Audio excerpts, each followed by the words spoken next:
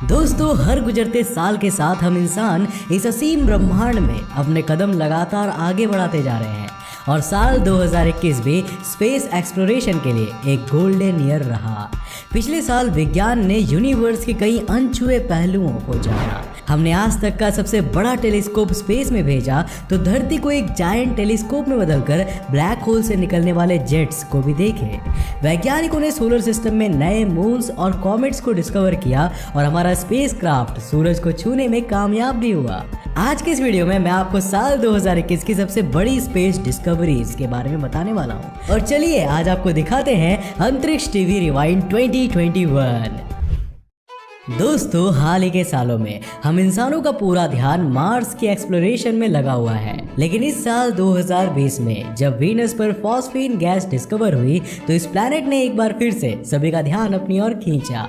धरती पर phosphine gas सिर्फ लिविंग ऑर्गेनिजम्स ही प्रोड्यूस कर सकते हैं। इस बात को ध्यान में रखते हुए ऐसा अंदाजा लगाया जा रहा है कि वीनस पर भी माइक्रोबाइल लाइफ हो सकती है। सोवियत यूनियन और अमेरिका पास्ट में वीनस पर स्पेस प्रोब्स भेजती रही है, लेकिन साल 1989 के बाद से एटलीस्ट नासा ने तो कोई भी मिशन वीनस की ओर नहीं भेजा है। पर जून 2021 में नासा ये अनाउंस कर चुकी है कि साल 2023 तक वो वीनस पर 2 मिशन भेजने वाले हैं। इसमें से पहला मिशन होगा दा विंची प्लस, यानी कि deep atmosphere Venus investigation of noble gases chemistry and imaging plus. ये मिशन समय के साथ साथ वीनस के सरफेस और एटमॉस्फेयर में आते चेंजेस को स्टडी करेगा। दूसरा मिशन होगा वेरिटास, यानी कि Venus emissivity radio science इनसार topography and spectroscopy. इस मिशन का मकसद एक बेहद क्लोज ऑर्बिट में घूमते हुए वीनस की सरफेस की मैपिंग करना होगा।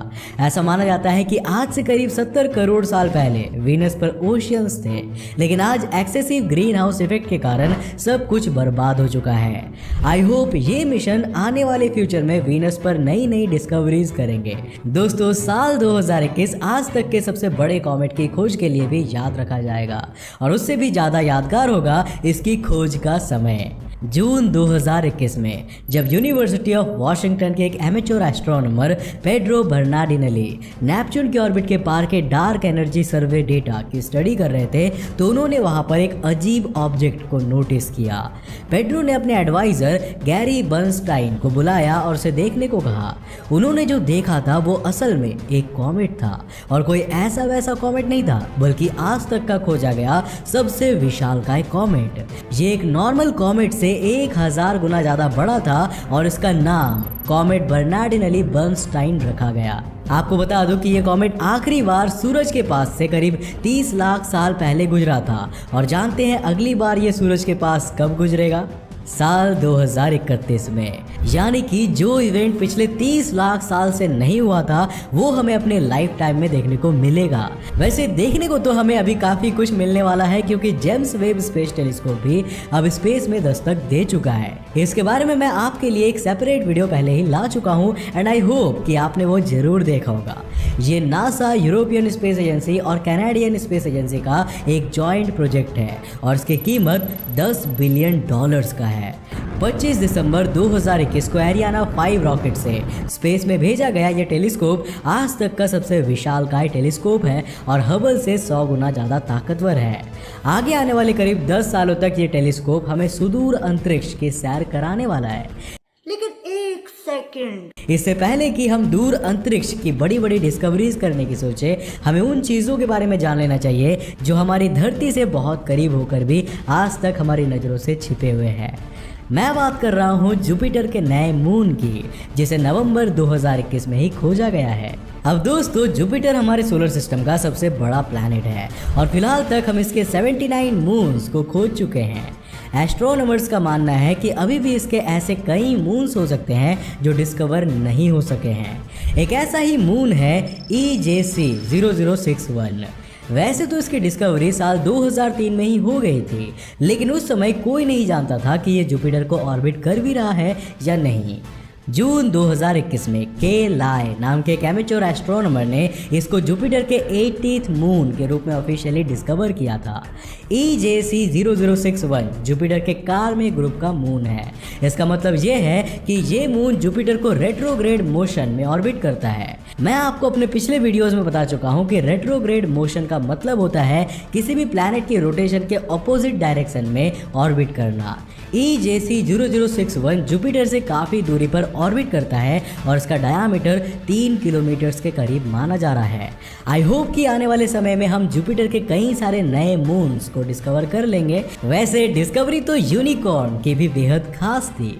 जी नहीं, मैं माइथोलॉजी में बताए गए यूनिकॉर्न की बात नहीं कर रहा हूँ, बल्कि मैं बात कर रहा हूँ धरती के सबसे करीब स्थित ब्लैक होल द यूनिकॉर्न की। धरती से सिर्फ 1500 लाइट ईयर्स दूर मोनोसेरस कॉन्स्टेलेशन में स्थित ये ब्लैक होल आज तक का खोजा गया सबसे छोटा ब्लैक होल भी है। ऐसा माना जा रहा है कि इसका मास हमारे सूरज से सिर्फ और सिर्फ 3 गुना ही ज़्यादा है और इस तरह ये एक मिनी ब्लैक होल की कैटेगरी में आता है। ये ब्लैक होल V723 मॉन नाम के एक बाइनरी स्टार सिस्टम का हिस्सा है, जिसमें एक रेड सुपर जायंट स्टार भी शामिल है। इसकी डिस्कवरी अप्रैल 2021 में हुई थी और ऐसा माना जा रहा है कि ये वहाँ मौजूद किसी भी स्टार के ग्रेविटेशनल कोलैप्स के कारण बना है। अब ये डिस्कवरी इसीलिए भी बेहद खास है क्योंकि हमने गैलेक्सीज के सेंटर में स्थित सुपरमैसिव ब्लैक होल्स को तो बहुत सारे खोज निकाले हैं, लेकिन आज तक हमने ऐसे मिनी ब्लैक होल्स की खोज नहीं की थी। दोस्तों, साल 2021 मार्स के एक्सप्लोरेशन के लिए भी एक गोल्डन ईयर साबित हुआ। 9 फरवरी 2021 को UAE का होप मार्स मिशन मार्स की ऑर्बिट में एंटर हो गया। इसके साथ ही UAE मार्स पर पहुंचने वाला 5th देश बन गया और अपने पहले ही अटेम्प्ट में मार्स में पहुंचने वाला दूसरा देश बन गया। UAE के बाद बारी थी अमेरिका की। 18 फरवरी 2021 को नासा का परसिवरेंस रोवर मार्स की ऑर्बिट में एंटर हो गया और इसी दिन परसिवरेंस मार्स रोवर ने मार्स की सरफेस पर स्थित जजेरो क्रेटर में सक्सेसफुली लैंडिंग भी कर ली। परसिवरेंस रोवर ने मार्स के रॉक्स के कई सैंपल्स कलेक्ट किए, वहां के विंड्स को रिकॉर्ड किया और मार्स की सरफेस से कई फोटोग्राफ्स भी शेयर किए। नासा के इस मिशन में हमने इंजेन्युइटी हेलीकॉप्टर को भी मार्शियन सरफेस पर उड़ता हुआ देखा। 10 फरवरी 2021 को मार्स की ऑर्बिट में एंटर होने वाले चाइना के तियानवान 1 मिशन के तहत 14 मई 2021 को ज़ूरोंग रोवर मार्स की सरफेस पर लैंड कराया गया। फिलहाल ये तीनों मिशंस मार्स पर एक्टिव है और आने वाले समय में ये रेड प्लैनेट से हमारे लिए कई सरप्राइजेस लाने वाले हैं। लेकिन 2021 का सबसे बड़ा सरप्राइज तो पार्कर सोलर प्रोब ही था। दिसंबर 2021 में ये सूरज के एटमॉस्फेयर में पहुंचने वाला पहला प्रोब बन गया।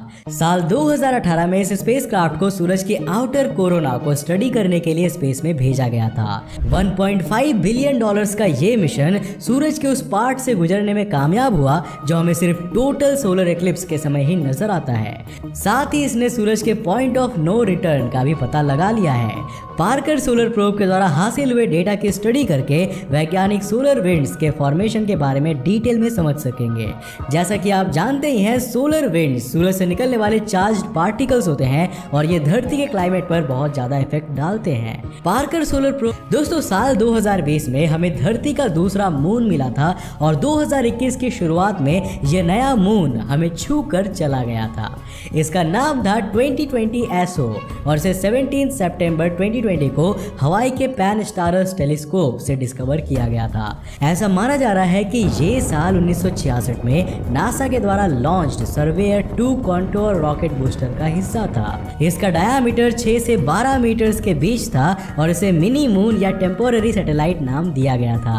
1 फरवरी 2021 को यह धरती से सिर्फ 2,20,000 किलोमीटर की दूरी से गुजरा था, जो पिछले साल इसकी क्लोजेस्ट अप्रोच थी। 19 फरवरी 2021 तक ये ऑब्जेक्ट धरती की ऑर्बिट को छू कर जा चुका था और शायद अब ये कभी भी वापस नहीं लौटेगा। हालांकि कुछ वैज्ञानिक ये अंदाजा लगा रहे हैं कि साल 2036 तक ये एक बार फिर धरती की ऑर्बिट में एंटर हो सकता है। दोस्तों साल 2021 कमर्शियल स्पेस फ्लाइट के डेवलपमेंट के लिए भी एक रेवोल्यूशनरी ईयर साबित हुआ है। पिछले साल वर्जिन गैलेक्टिक के रिचर्ड ब्रांसन, ब्लू ओरिजिन के जेफ बेजोस और स्पेस एक्स के इलोन मस्क तीनों में कमर्शियल स्पेस फ्लाइट्स के फील्ड में दबदबा बनाने की जबरदस्त होड़ देखने को मिली। रिचर्ड ब्रांसन और जेफ बेजोस तो 2021 में स्पेस की सैर पर भी गए थे। वर्जिन गैलेक्टिक के यूनिटी 22 मिशन के तहत रिचर्ड ब्रांसन के साथ भारतीय मूल की श्रीषा बंदला भी स्पेस में गई थी। इसी के साथ वो ऐसा करने वाली 4th इंडियन बन गई। जेफ बेजोस अपने न्यू शेफर्ड रॉकेट से स्पेस में गए थे, जिसमें उनके साथ थे उनके छोटे भाई मार्क बेजोस और वाली फंक नाम की एक फीमेल एविएटर और 18 साल के एक फिजिक्स स्टूडेंट ओलिवर डेमन। अब इलोन मस्क स्पेस में तो नहीं गए, लेकिन उनकी कंपनी स्पेस एक्स ने सितंबर में इंस्पिरेशन 4 नाम का मिशन लॉन्च किया, जो 4 लोगों को 3 दिन की स्पेस ट्रिप पर ले जा सकते हैं। इन सभी डिस्कवरीज और इनोवेशन ने साल 2021 को स्पेस एक्सप्लोरेशन के लिए एक रेवोल्यूशनरी ईयर बना दिया है।